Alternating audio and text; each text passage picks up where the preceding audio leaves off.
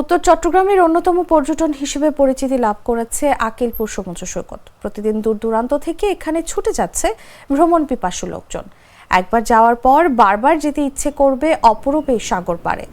অনেকে পরিবারের সদস্যদের নিয়ে বেড়াতে যাচ্ছেন সেখানে, তবে এখনো রাস্তাঘাট ও অবকাঠামোগত তেমন উন্নয়ন হয়নি। চারপাশে সবুজ আবহে নির্মল প্রশান্তির এক সুন্দর জায়গার নাম আকিলপুর সমুদ্র সৈকত। বেড়িবাঁধ হওয়ার কারণে বিশাল সৈকত গড়ে উঠেছে, দেখতে অনেকটা কক্সবাজার সমুদ্র সৈকতের মতো। দক্ষিণে পরিমাণ কম হলেও উত্তরে প্রায় কয়েক কিলোমিটার জুড়ে সমুদ্র সৈকত।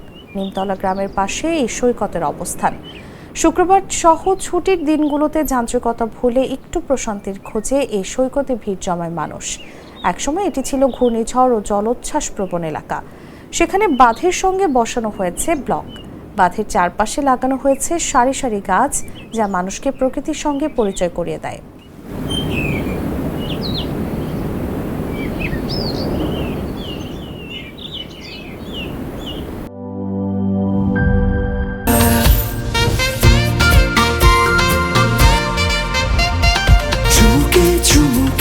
Enjoy the life, চলো পুরাই খুশি তুলে নিয়ে হাতে।